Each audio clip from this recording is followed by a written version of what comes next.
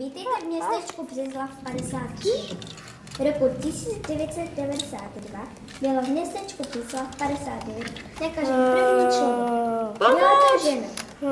Tak se nákaza šířila obrovskou rychlostí. Tak do města zasáhla jednotka a prvního zombíka začala vyrazit. Dynamit zkoumala jeho DNA. Toho, jeď.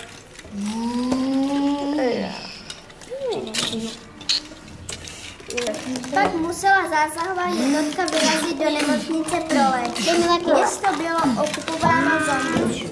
Než se zásahovka dostala do nemocnice, proběhl masakr.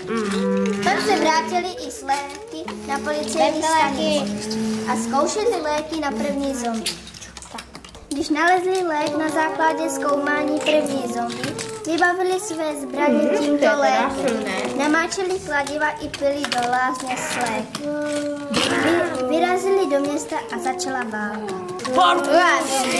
Šipni hajslíku! Ty, co zásahovka zranila, se okamžitě Město Břeclav 59 bylo kompletně uzdraveno a všechno dobře dopadlo. Konec nemocnice.